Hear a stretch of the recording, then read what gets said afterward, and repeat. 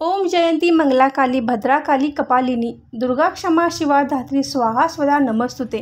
नमस्कार, श्री स्वामी समर्थ। सारिका भक्ती विश्वमध्ये आपले मनापासून स्वागत। उद्या गुरुवार दिनांक 3 ऑक्टोबरपासून नवरात्र उत्सवास प्रारंभ होणार आहे।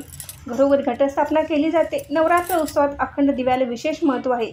घरामध्ये ज्या ठिकाणी घटस्थापना केली जाते त्या ठिकाणी अखंड दिवा नवरात्रीमध्ये 9 दिवस तेवत ठेवला जातो। अखंड दिवा कसा लावावा, दिव्याला काजळी आली असेल तर काय करावे, दिवा विझला तर काय करावे, याविषयी संपूर्ण माहिती आपण आजच्या व्हिडिओमध्ये पाहणार आहोत। तर व्हिडिओ स्किप न करता शेवटपर्यंत नक्की बघा। दिवा हे मांगल्याचे तेजाचे प्रतीक आहे। नवरात्रीमध्ये अखंड दिवा आपण ज्या ठिकाणी घटस्थापना केली आहे त्या ठिकाणी लावावा। अखंड दिव्याची वात बनवण्यासाठी अशा प्रकारचा कापूस आपण बाजारातून आणावा। हा कापूस व्यवस्थित पिंजलेला असतो, त्यामुळे आपल्याला वात बनवण्यासाठी सोपे जाते। आपल्याला जितक्या लांबीची वात हवी आहे तितका लांब आपण यातून कापूस आणि काढावा आणि आपली जितक्या जाडीची वात हवी आहे त्याप्रमाणे आपण यातून कापूस काढून घ्यावे। फूट सव्वा फूट लांबीची वात आपल्याला 9 दिवस पुरते। म्हणजे नवरात्रीमध्ये आपण अखंड दिवा लावणार आहोत, त्यासाठी तेवढी वात पुरेशी होते। तर नवरात्रीमध्ये आपण कलाव्याची ही वात बनवून वापरू शकतो। जर तुमच्याजवळ कलावा मिळत असेल तर तो आणून तुम्ही त्याचीही वात बनवू शकता। ज्या ठिकाणी आपण दिवा ठेवणार आहोत त्या ठिकाणी अष्टदल कमल काढावे व त्यावर हळद कुंकू अर्पण करून आपण त्यावर दिवा ठेवावा। दिवा प्रज्वलित करून दिव्याची पूजा करावी। नवरात्रीमध्ये कोणता दिवा वापरावा असा बऱ्याच जणांना प्रश्न पडतो। तर नवरात्रीसाठी आपल्याला जो घरात आपला दिवा आहे तो वापरावा। फक्त दिवा थोडा मोठा असावा। तुम्ही मातीचा, स्टीलचा, पितळेचा कोणताही दिवा तुम्ही वापरू शकता। थोडा दिवा मोठा असावा, कारण दिवा आपल्याला अखंड तेवत ठेवायचा असतो, त्यामध्ये जास्त तेल घालता यावे यासाठी दिवा थोडा मोठा असलेला चांगला।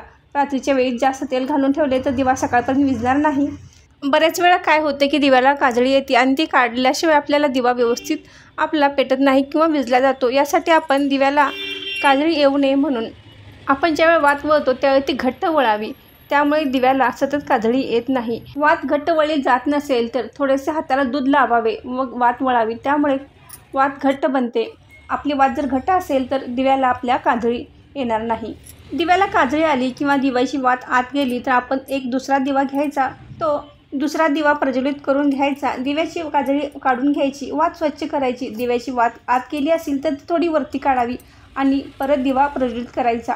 दुसरा दिवा तेवत ठेवल्यामुळे आपला अखंड दिवा विझला असे आपल्याला वाटणार नाही। जर काही कारणास्तव दिवा शांत झाला म्हणजेच विझला तर परत प्रज्वलित करायचा। देवीची क्षमा मागायची। देवीचा कोणताही मंत्र 108 वेळा म्हणायचा। कोणतीही शंका मनात घ्यायची नाही। आपण मनापासून देवीची भक्ती करायची। अष्टदल कमल काढून झाल्यानंतर आपण त्या अष्टदल कमलवर थोडे हळदी कुंकू अर्पण करावे। आपण जो नवरात्रीमध्ये अखंड दिवा लावणार आहे तो दिवा त्या अष्टदल कमलवर ठेवावा। हा दिवा आपण तेलाचा किंवा तुपाचाही लावू शकतो। आपण ह्या दिव्यामध्ये तिळाचे तेल देखील वापरू शकतो। जर आपल्याला हा दिवा तुपाचा लावायचा असेल तर आपण देवांच्या उजव्या बाजूला हा तुपाचा दिवा लावावा।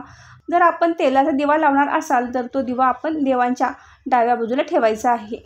दिव्याची वात कोणत्या दिशेला आहे त्यावरून आपल्याला कशाची प्राप्ती होते, तर दिव्याची वात अशी माझा जसा दिवा आहे तशी मधोमध असेल तर तो दिवा डायरेक्ट देवापर्यंत पोहोचतो असे समजले जाते।